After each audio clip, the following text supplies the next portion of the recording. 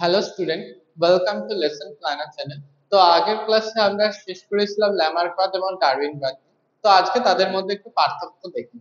তো ল্যামার্ক তো বোর্ডে দুটো লিখে রেখেছে, দুটো গুরুত্বপূর্ণ বইয়ের নাম। যেটা বিজ্ঞানী ল্যামার্ক তার যে মতবাদ সেটা প্রকাশ করেছিলেন ফিলোসফিক জুলজি নামক বইতে, আর ডারউইন প্রকাশ করেছিলেন on the origin of species by means of natural selection এই বইটাতে। তো এই দুটো বইয়ের নাম খুবই গুরুত্বপূর্ণ। অনেক সময় শর্ট কোশ্চেন আকারে আসে যে ফিলোসফিক জুলজি কার লেখা বা ডারউইনের লেখা বইয়ের নাম লেখো, এটা পরীক্ষায় আসে। তো নাম দুটো তোমরা জেনে রাখবে, পড়ে রাখবে। তো এবারে আসি ল্যামার্কবাদ এবং ডারউইনবাদের পার্থক্যে। তো ল্যামার্কবাদ এবং ডারউইনবাদ,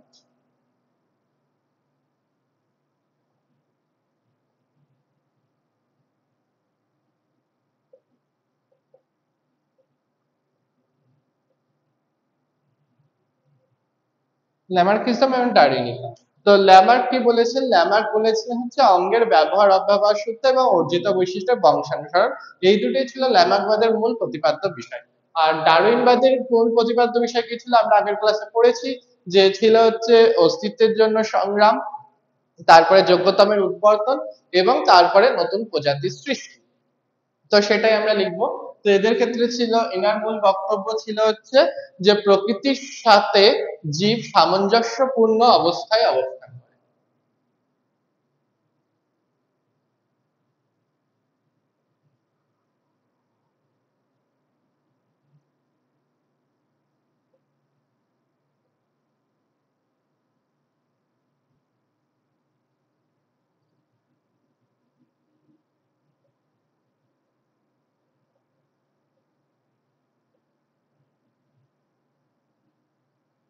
ইনি বলেছিলেন প্রকৃতির সাথে জীব সামঞ্জস্য, প্রকৃতির সাথে জীব সামঞ্জস্য রেখে চলে বা সামঞ্জস্য বজায় রেখে সামঞ্জস্য রক্ষা করে চলে। আর ইনি বলেছেন জীবন সংগ্রামে জয়ী জীবেরাই অনুকূল বৈশিষ্ট্য সম্পন্ন হয় এবং তারাই প্রকৃতিতে বেঁচে থাকে। জয়ী অনুকূল বৈশিষ্ট্য সম্পন্ন জীব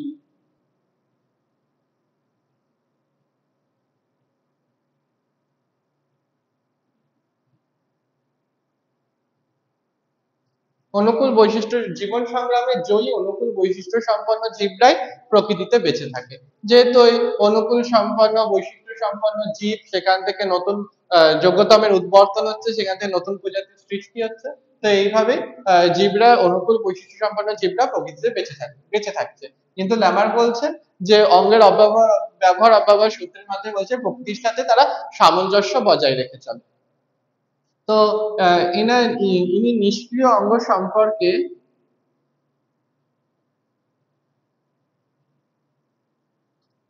নিষ্ক্রিয় অঙ্গ আহ, ব্যাখ্যা করেন। নিষ্ক্রিয় অঙ্গ ব্যাখ্যা করেন, ইনি কোনো ব্যাখ্যা দিতে পারেননি।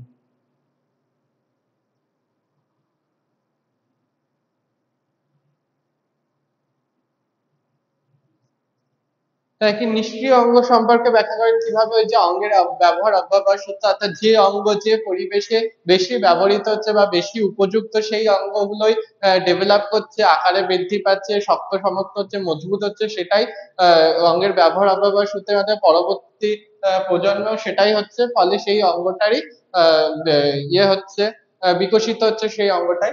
অপরপক্ষে যে অঙ্গটা ওই পরিবেশে কার্যকারী নয় বা ব্যবহৃত হচ্ছে না, সেটা ধীরে ধীরে অবলুপ্ত হয়ে যাচ্ছে বা ছোট হয়ে যাচ্ছে, নিষ্ক্রিয় অঙ্গে অবস্থান করছে, তিনি বলেছেন লামার্ক।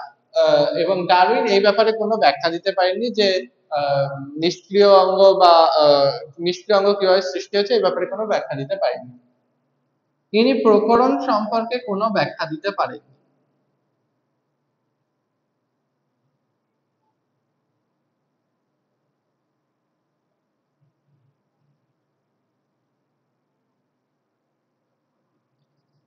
জীবন সংগ্রাম, আর ইনি বলেন যে জীবন সংগ্রামে জয়ী যে সকল জীবেদের অনুকূল বৈশিষ্ট্য সম্পন্ন, অনুকূল বৈশিষ্ট্যগুলো সেগুলোই পরবর্তীকালে প্রকরণ আকারে জমা হতে থাকে, বা সেই বৈশিষ্ট্যগুলো প্রকরণ বা ভেদ আকারে জীবেদের মধ্যে পার্থক্য সৃষ্টি করে এবং সেটাই বংশ পরম্পরায় সঞ্চারিত হয়ে নতুন জীবের সৃষ্টি হয়। অর্থাৎ প্রকরণের মাধ্যমে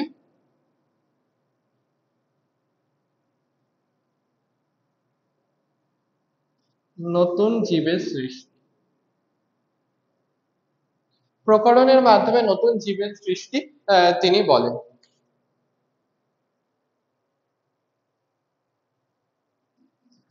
আর কি বলেন, আর বলেন হচ্ছে ইনি জীবন সংগ্রাম সম্পর্কে ধারণা দেন যে তিন রকম সংগ্রাম হয়, আন্তঃপ্রজাতি, অন্তঃপ্রজাতি ও পরিবেশের সাথে সংগ্রাম। আর ইনি জীবন সংগ্রাম সম্পর্কে কোনো ব্যাখ্যা দিতে পারেননি ল্যামার্ক। এছাড়াও বলেন যে জীবের বৃদ্ধি, ইনি বলেন আয়তন বৃদ্ধি, ল্যামার্ক কি বলেন আয়তন বৃদ্ধি জীবের, আর ইনি বলেন সংখ্যা বৃদ্ধি। যেগুলো আমি আগের ক্লাসে বলেছিলাম, তোমরা মনে করে দেখো যে এটা আয়তন বৃদ্ধি, ওটা সংখ্যা বৃদ্ধি। তো ল্যামার্ক এবং ডারউইনের মধ্যে এই পার্থক্যগুলো হতে পারে, ল্যামার্কিজম এবং ডারউইনিজমের মধ্যে। এছাড়াও ল্যামার্ক যেভাবে জিরাফের লম্বা গলাযুক্ত যেভাবে জিরাফের উৎপত্তি ব্যাখ্যা করেছেন এবং ডারউইন যেভাবে জিরাফের উৎপত্তি ব্যাখ্যা করেছেন, সেটা একটা পার্থক্যের মধ্যে আসতে পারে। তো সেটা আমি তোমাদের আলাদাভাবে বোঝাচ্ছি।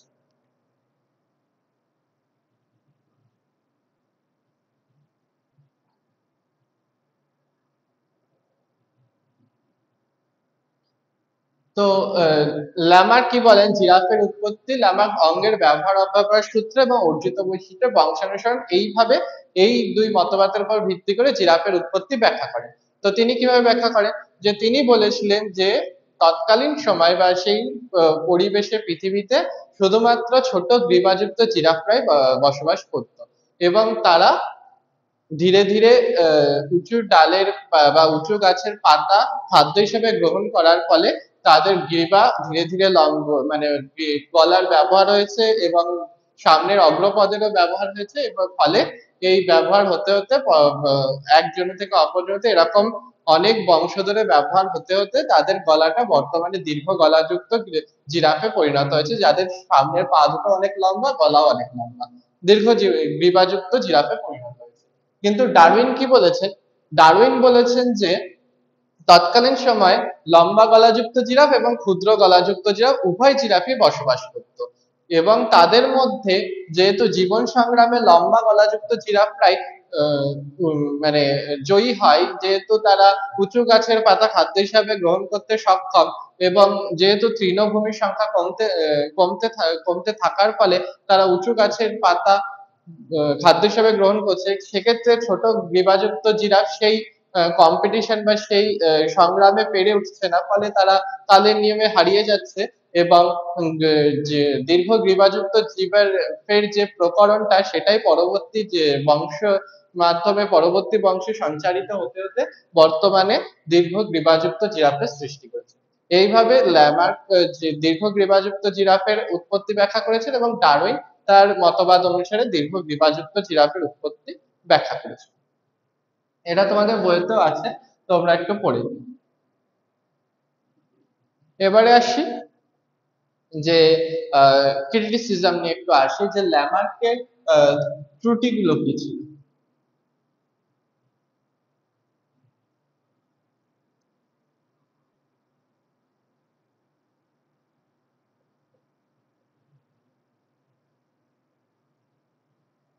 ল্যামার্কবাদের ত্রুটি, ল্যামার্কবাদের ত্রুটি কি ছিল, আহ, যে ওই যে অর্জিত বৈশিষ্ট্যের বংশানুসরণ হচ্ছে এবং অঙ্গের ব্যবহার অপব্যবহার হচ্ছে। তো এক্ষেত্রে বিজ্ঞানী ওয়াইসম্যান কিছু পরীক্ষা করেছিলেন। তিনি ইঁদুরের ল্যাজ কেটে দিয়ে 80 জেনারেশন, মানে 80টা বংশ ধরে ইঁদুরের ল্যাজ কেটে কেটে পরীক্ষা করেন যে পরবর্তী জেনারেশনে বা পরবর্তী বংশে যে ইঁদুর তৈরি হচ্ছে, তাদের ল্যাজ কি অনুপস্থিত থাকছে না উপস্থিত থাকছে, বা তারা ল্যাজ যুক্ত বা ল্যাজবিহীন হচ্ছে। যেহেতু যে ইঁদুরগুলো জন্মানোর সাথে সাথেই তিনি তাদের ল্যাজ কেটে দিচ্ছেন, তো ফলে তারা সেই ল্যাজের ব্যবহার করতে পারছে না, তো সেক্ষেত্রে অঙ্গের ব্যবহার অব্যবহার সূত্রটা সেখানে খাটছে কিনা। তো সেক্ষেত্রে দেখা যায় যে প্রায় 80 জেনারেশন বা 80টা বংশ ধরে এই পরীক্ষা করার পরেও পরবর্তীতে দেখা যায় তারপরে দেখা যায় যে ল্যাজযুক্ত ইঁদুরই সৃষ্টি হচ্ছে বা ল্যাজযুক্ত ইঁদুরই জন্মাচ্ছে। তো এক্ষেত্রে কি হয়, যে ল্যামার্কের যে অঙ্গের ব্যবহার অব্যবহার সূত্র, সেটা খারিজ হয়ে যায় বা তিনি সেটার বিরোধিতা করেন এই পরীক্ষার মাধ্যমে। এছাড়াও আরো বিভিন্ন ইয়ে ছিল, আহ পরীক্ষা এছাড়া আরো বিভিন্ন উপায়ে তিনি এটাকে মানে ল্যামার্কের ক্রিটিসিজম করেছেন। তো সেখান থেকেই তিনি জার্ম প্লাজমের এছাড়াও ল্যামার্ক যে ভেদ বা প্রকরণ মানে সরি ল্যামার্ক যে অঙ্গের ব্যবহার অব্যবহার সূত্র এবং তার মাধ্যমে অর্জিত বৈশিষ্ট্য বংশানুসরণের মাধ্যমে নতুন জীবের সৃষ্টি, তো সেখানে তিনি যেখানে তিনি ব্যাখ্যা করতে পারেননি যে কোন কোন বৈশিষ্ট্য কিভাবে পরবর্তী জেনারেশনে সঞ্চারিত হচ্ছে। তো তিনি সায়েন্টিস্ট ওয়াইসম্যান সেখান থেকেই যে ইঁদুরের ল্যাজ কেটে যে পরীক্ষা করলেন তারপরেই তিনি দিলেন জার্ম প্লাজম তত্ত্ব।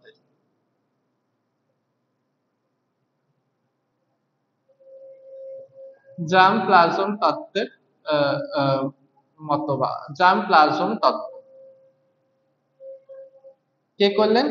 বিজ্ঞানী ভাইসম্যান বা ভাইসম্যান, আমরা যেটাই ইচ্ছা বলতে পারি। বিজ্ঞানী ভাইসম্যান জার্ম প্লাজম তত্ত্ব, এই জার্ম প্লাজম তত্ত্বের মাধ্যমে তিনি কি বললেন?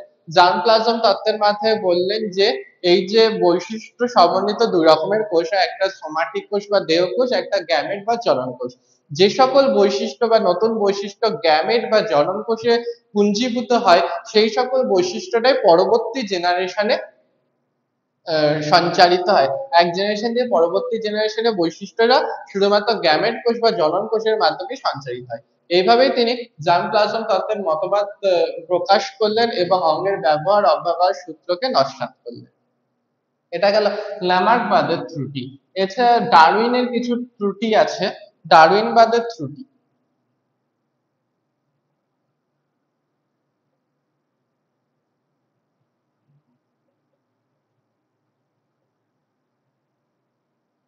ডারউইনবাদের প্রথম ত্রুটি কি? তিনি ক্ষুদ্র প্রকরণের উপর জোর দিয়েছিলেন।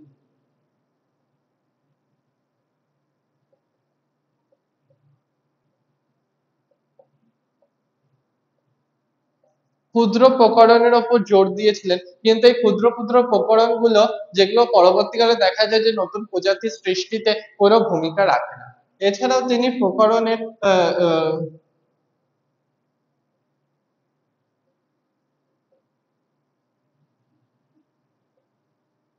প্রকরণের উৎপত্তি ব্যাখ্যায় ব্যর্থ। এই মতবাদ কিভাবে প্রকরণের উৎপত্তি হয় সেই মতবাদ ব্যাখ্যায় ব্যর্থ হয়। আর কি দেখা যায়? তিনি মিউটেশনকে প্রকৃতির খেলা বলে উল্লেখ করেন। মিউটেশন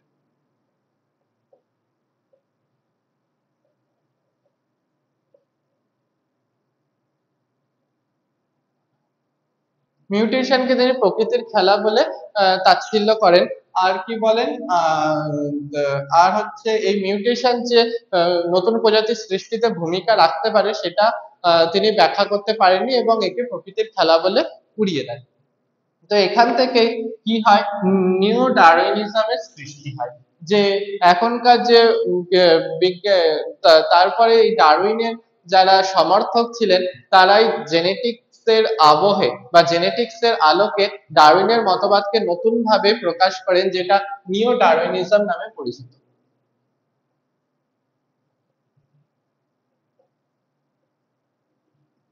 নিও নিও ডারউইনিজম নামে পরিচিত। তো নিও ডারউইনিজম এবং ডারউইনিজমের মধ্যে কিছু পার্থক্য আছে। যেমন তিনি মিউটেশনকে প্রকৃতির খেলা বলে উড়িয়ে দিয়েছিলেন, তো এখানে মিউটেশন সম্পর্কে বিস্তারিত ধারণা দেওয়া হয়। মিউটেশন তত্ত্বের প্রবক্তাকে হুগো দা ব্রিস। হুগো দা ব্রিস হচ্ছেন মিউটেশন তত্ত্বের প্রবক্তা।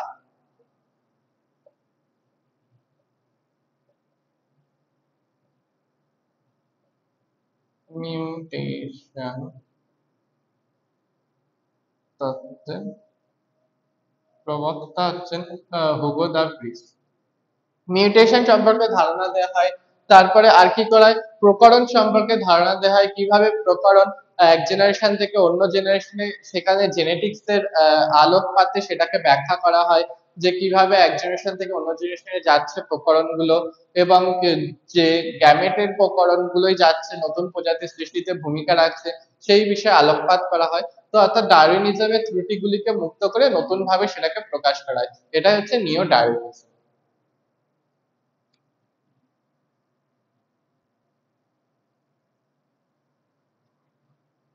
এবারে আর দুটো কথা বলে রাখি, যেটা হচ্ছে জীবাশ্ম কি।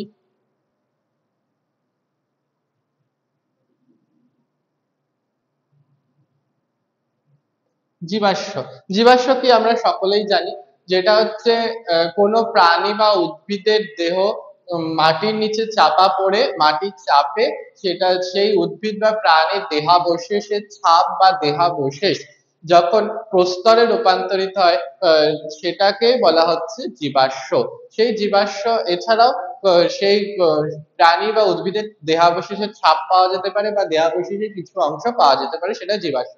কিন্তু অনেক ক্ষেত্রে দেখা যায় যেগুলো পেট্রোলিয়ামের খনি অর্থাৎ প্রাকৃতিক তেল উৎপাদন খনি হয় বা বরফের রাজ্য যেমন আন্টার্কটিকা বা মেরু প্রদেশ, সেখানে কি দেখা যায় বরফের মধ্যে বা এই সকল তেলের মধ্যে প্রাচীন প্রাণী বা উদ্ভিদ প্রজাতির দেহ সংরক্ষিত অবস্থায় থাকে, অর্থাৎ সেই দেহের কোনো ক্ষয় দেখা যায় না। সেই সে যেমন অবস্থায় মরেছিল ঠিক সেরকম অবস্থায় তাকে উদ্ধার করা হয়। তো সেক্ষেত্রে তার সম্পূর্ণ দেহটাকে আহ এখন বর্তমানে পাওয়া যেতে পারে, তো সেটা হচ্ছে সম্পূর্ণ একটা জীবাশ্ম পাওয়া যায়। এই এই জীবাশ্মগুলো জীবাশ্মের পর্যালোচনা এবং পরীক্ষা নিরীক্ষার ক্ষেত্রে অনেক বেশি গুরুত্বপূর্ণ হয়। এছাড়াও যে পাইন গাছের রজন বা আঠা, এগুলোর ক্ষেত্রে এগুলোর মধ্যেও কি থাকে, জীবাশ্ম মানে বিভিন্ন কীট পতঙ্গ মরে জমে যেতে পারে, তো সেগুলো অক্ষত অবস্থায় থাকে। তো সেগুলো হচ্ছে জীবাশ্মের বা জীবাশ্ম বিদ্যায় একটা খুব গুরুত্বপূর্ণ উপাদান হিসাবে পরিগণিত হয়। আর হচ্ছে জীবন্ত জীবাশ্ম কি?